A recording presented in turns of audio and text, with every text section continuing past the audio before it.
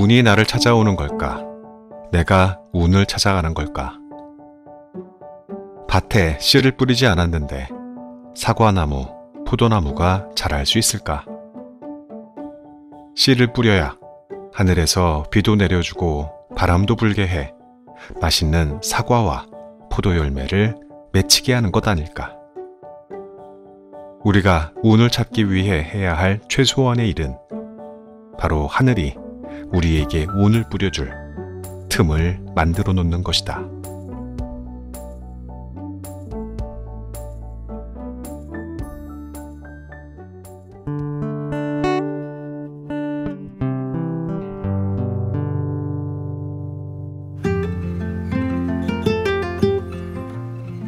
안녕하셨습니까?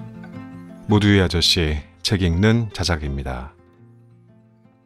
여러분들은 운을 믿으십니까? 혹자는 이렇게 말합니다. 운만 믿는 사람이나 운을 아예 믿지 않는 사람이나 오만하기는 매 한 가지란 것. 자기계발 분야 베스트셀러 작가였는데 현재는 구독자가 거의 100만 명의 유명한 유튜버가 된 김작가TV의 김도윤 작가. 그는 10년 동안 1000명이 넘는 성공한 인물들과 인터뷰를 해오면서 이러한 궁금함을 가지기 시작했습니다. 그는 각 분야에서 성공한 그들을 만날 때마다 성공 비결을 물었는데 신기하게도 그때마다 한 가지의 공통된 대답이 돌아왔다고 해요. 운이 좋았어요.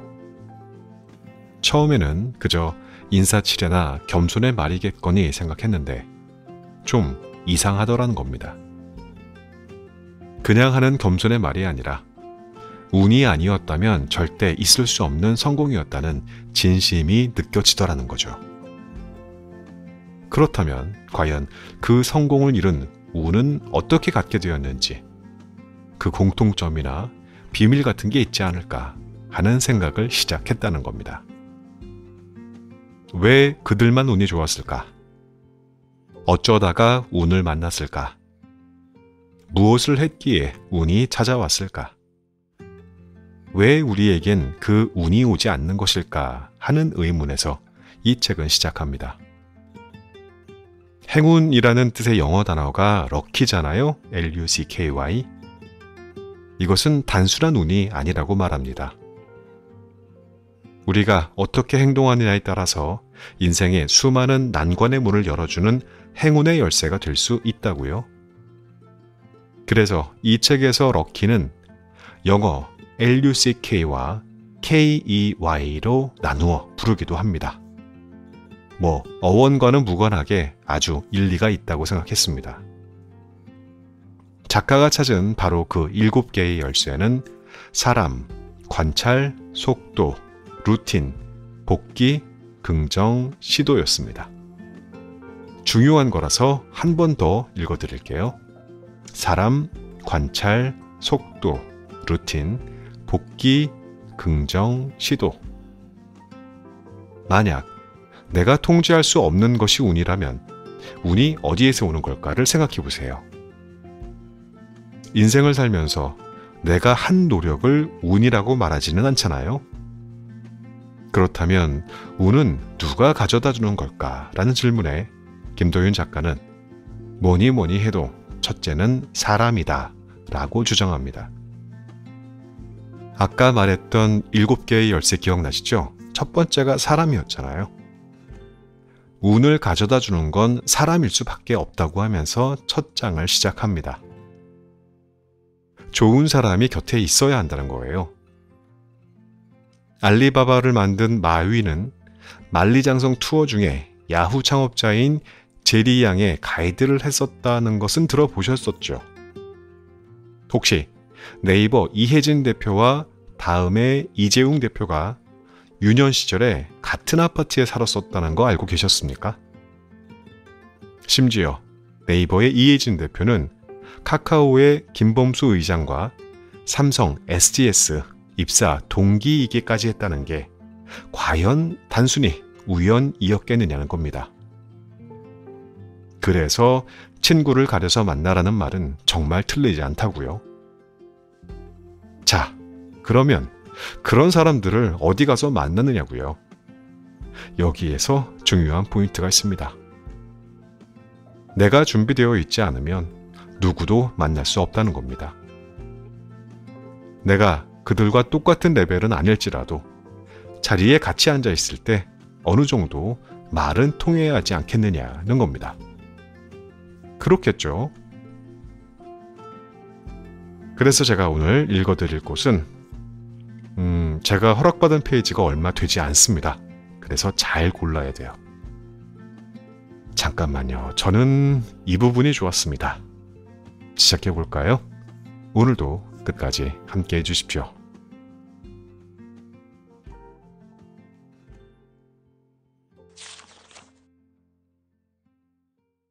우리가 운칠기삼을 말할 때 놓치고 있는 것. 우리는 흔히 운칠기삼이라는 말을 한다. 모든 일의 성패는 운이 7화를 차지하고 노력이 3화를 차지하는 것이어서 결국 운이 따라주지 않으면 일을 이루기 어렵다는 뜻이다. 나는 이 말에 동의하지만 더 정확한 이해를 위해 둘의 순서는 꼭 바꾸었으면 한다.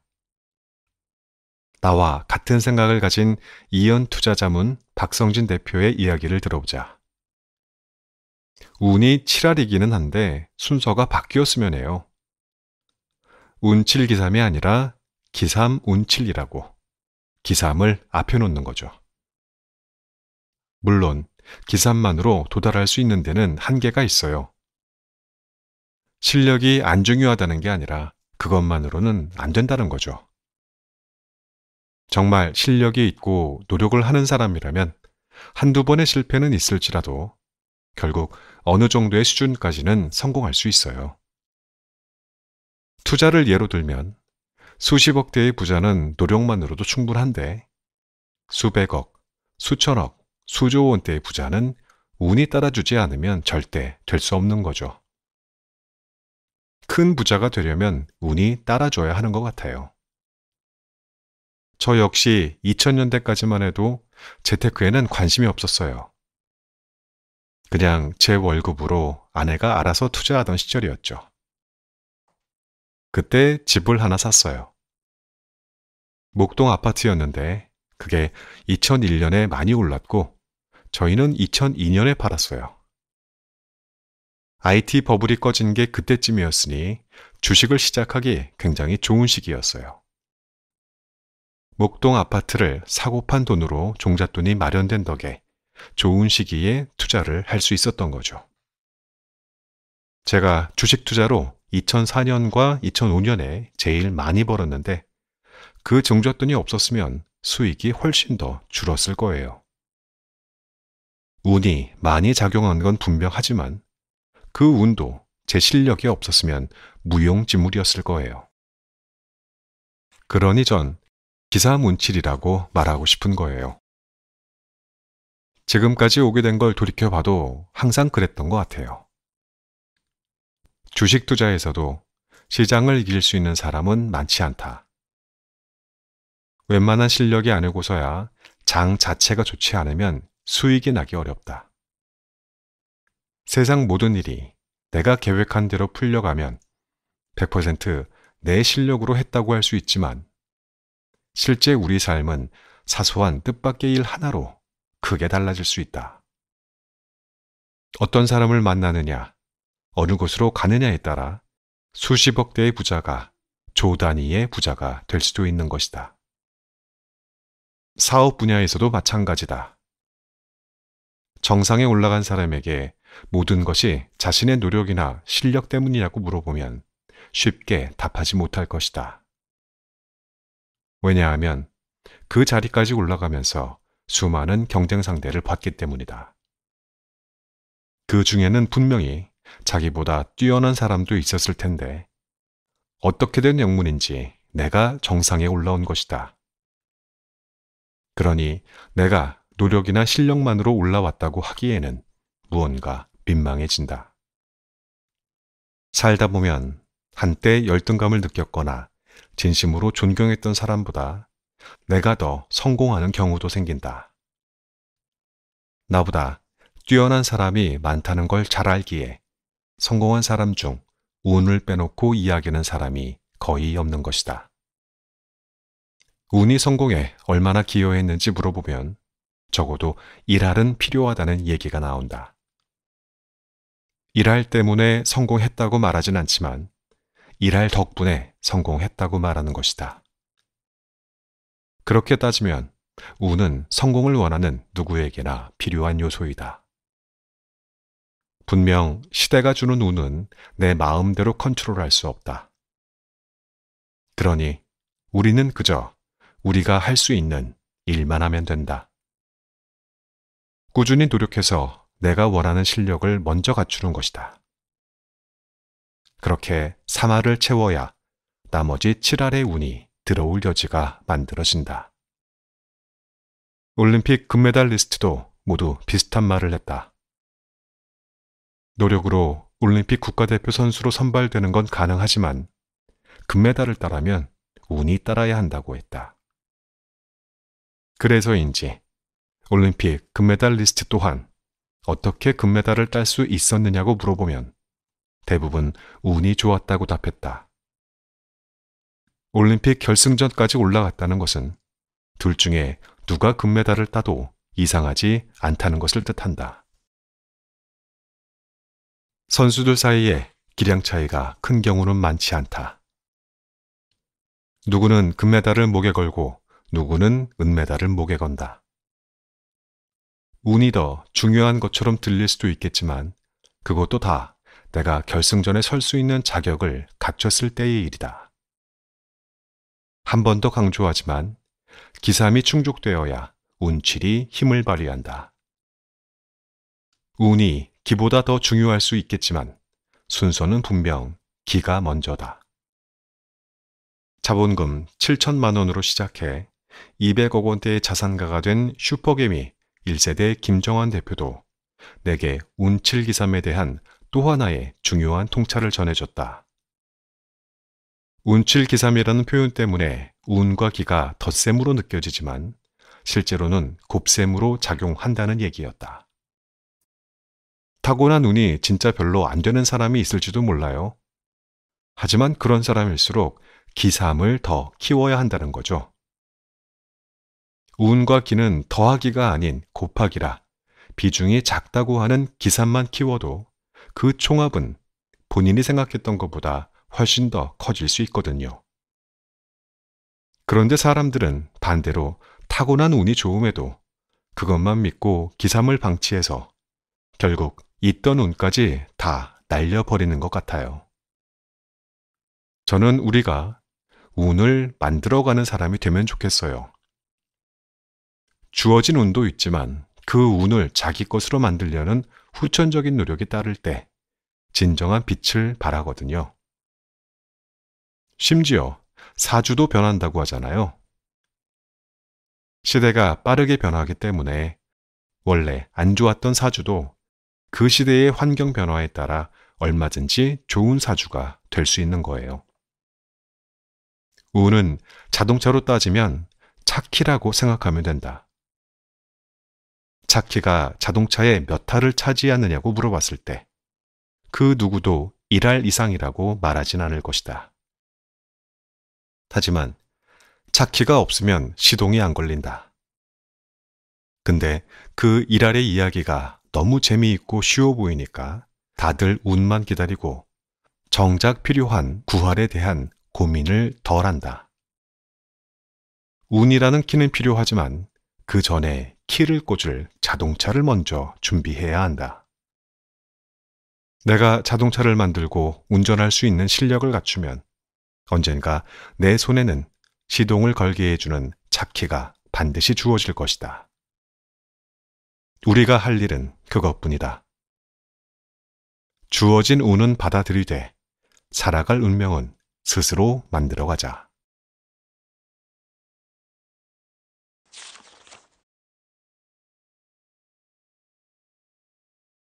그저 시작했을 뿐이었다. 무엇이든 처음 시작하는 순간은 설레기보다 무섭기 마련이다. 그 공포와 두려움은 시작하려는 우리의 발목을 붙잡고 도전하는 것을 주춤하게 만든다. 사실 어린 시절의 우리는 그렇지 않았다. 난생 처음 해보는 게 많았음에도 그 모든 시작은 두려움보다 설렘이 더 컸다.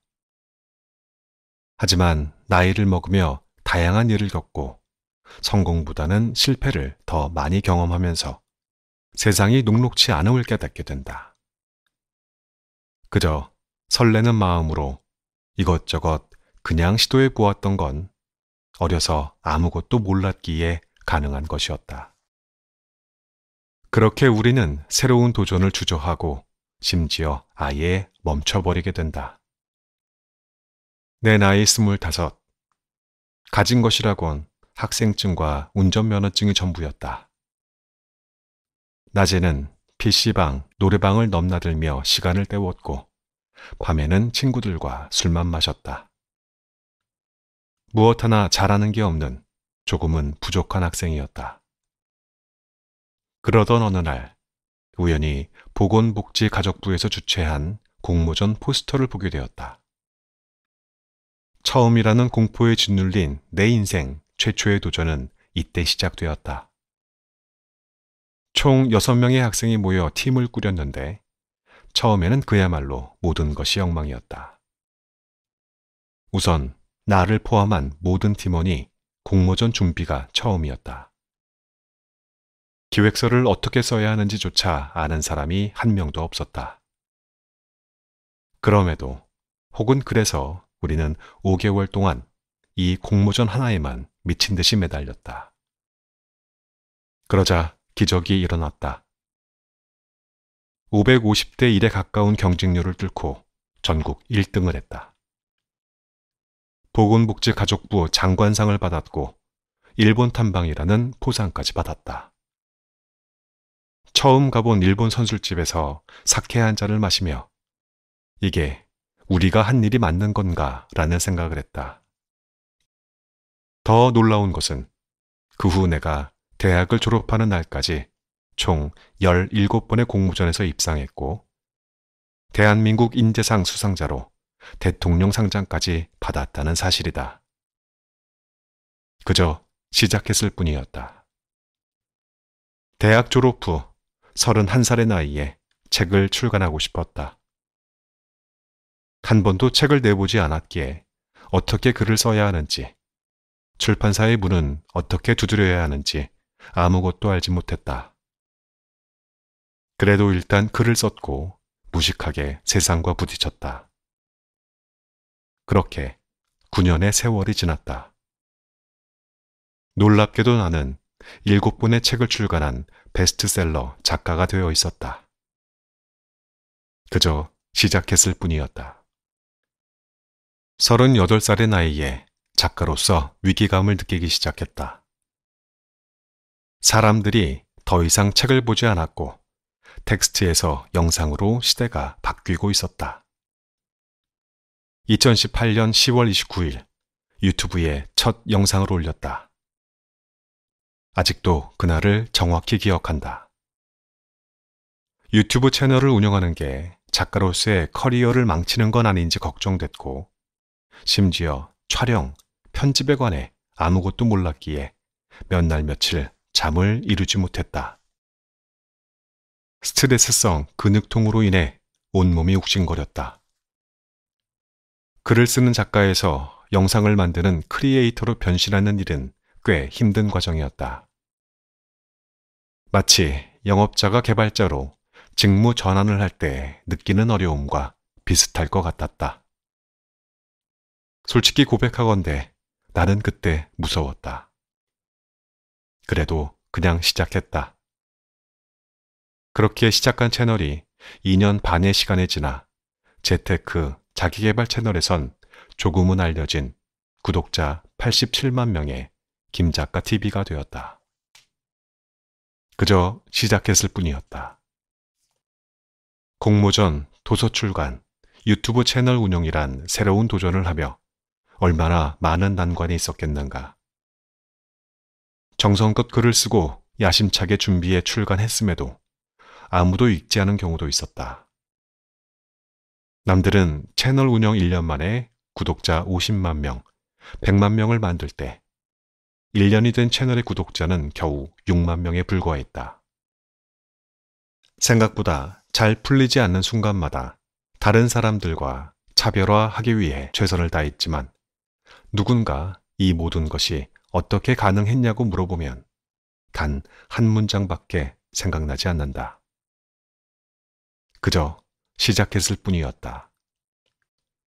무섭지만 시작했고 시작한 내게 세상은 작지만 달콤한 운의 맛을 슬쩍 보여주었다.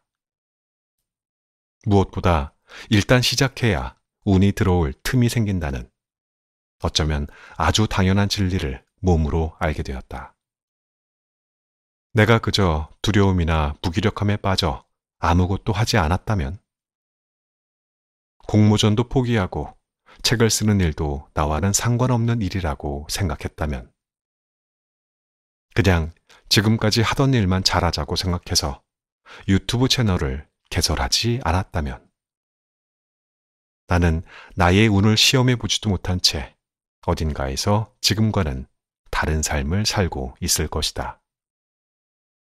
나는 지금도 새로운 도전 앞에 서 있다. 나는 여전히 새로운 도전이 무섭다.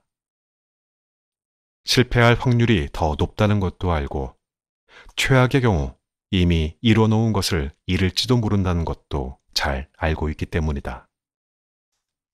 그래도 나는 일단 시작하고자 한다. 어쩌면 우리는 무언가를 시작할 때 그 일을 이미 잘하고 있는 사람을 보며 주저하고 있는지도 모른다. 하지만 기억해야 한다. 그 일을 처음 시작한 그 사람도 어설펐던 시작이 있었다는 것을. 어떻게 하는지 알기에 시작하는 게 아니라 어떻게 하는지 알기 위해 시작해야 한다는 것을. 그러니까 일단 시작해야 한다.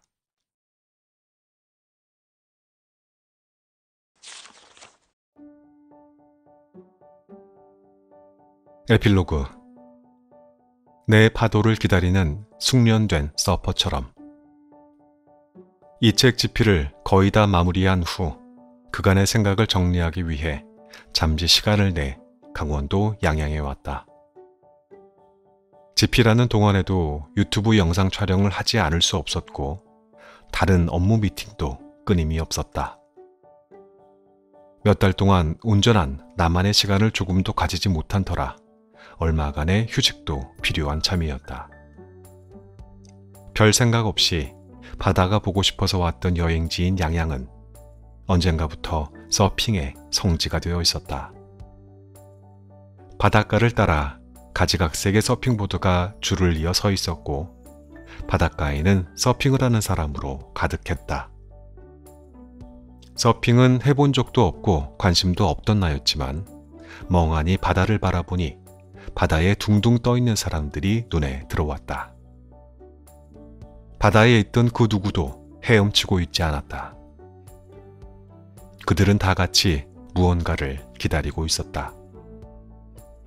그렇게 시간이 조금 지나고 저 멀리서 파도의 움직임이 눈에 보일 때쯤 사람들은 조금씩 헤엄을 치기 시작했다. 그리고 그 파도가 근처에 왔을 때 자기 몸을 일으켜 서핑보드에 올라탔다. 그때 내가 이 책에서 하고자 하는 이야기가 저 바다에 다 있구나 라는 생각이 들었다. 아무리 뛰어난 서퍼도 파도 없이 파도를 탈 수는 없다. 또한 어떤 좋은 파도가 와도 그동안 쌓아놓은 실력이 없으면 그 파도를 제대로 탈 수 없다. 그 단순한 사실을 내 눈으로 봤다. 똑같은 파도가 왔을 때 누군가는 멋진 포즈로 그 파도를 타고 있었고 누군가는 준비가 덜 되었기에 잠깐 타다가 물속으로 다시 고꾸라졌다. 우리 인생도 이와 비슷하다는 생각이 들지 않는가? 서퍼에게 파도가 있다면 우리에겐 운이 있다. 운 없이는 인생이란 파도를 잘 탈 수 없지만 준비되지 않은 자에겐 그 운이 와도 아무 소용이 없다. 서퍼들이 파도를 만나기 위해 바다 위에 둥둥 떠 있는 것이나 우리가 삶에서 운을 만나기 위해 발을 동동거리는 것이나 뭐가 크게 다르겠는가? 서퍼들도 파도를 타기 위해 365일 내내 바다에 나가지 않는다.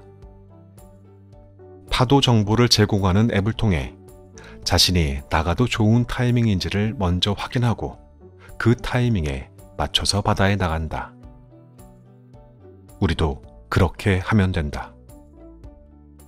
여러 데이터를 보면 지금 내가 나가도 되는 타이밍인지 파악하고 그렇다고 느끼면 실제로 나가서 용감하게 도전하면 된다. 물론 바다에 나갔지만 예보와 달리 파도가 좋지 않을 수도 있다. 우리 삶에서도 때가 되었다고 생각하고 도전했지만 허탕을 치고 빈손으로 집으로 돌아가야 하는 날이 허다하다. 하지만 그럴수록 우리는 실망하지 말고 다음에 있을 좋은 파도를 기다리며 지금 내가 할 수 있는 노력을 기울여 실력을 쌓아야 한다.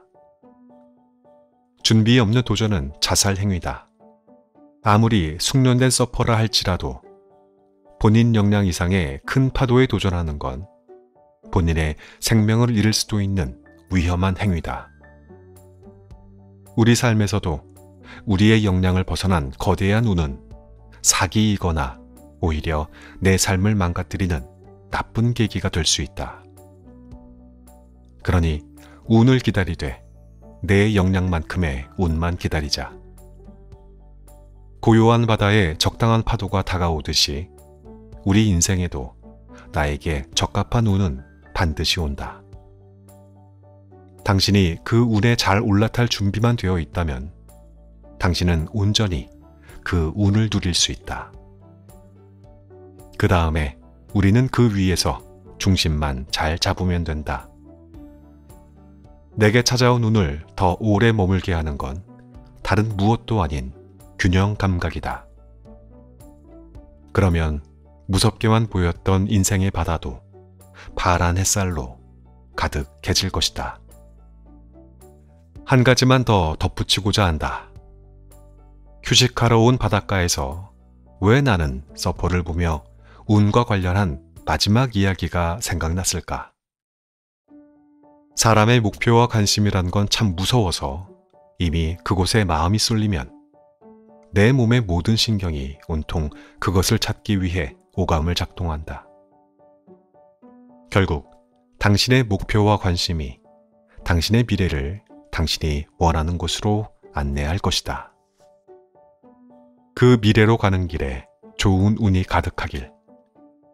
그리고 이 책이 좋은 운을 만드는데 조금이나마 도움이 되길 진심으로 바란다.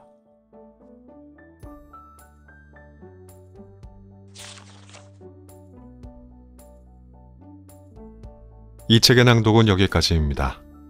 더 많은 내용이 알고 싶은 분들은 이 책을 구입해서 나머지 열쇠를 찾으시기를 바랍니다.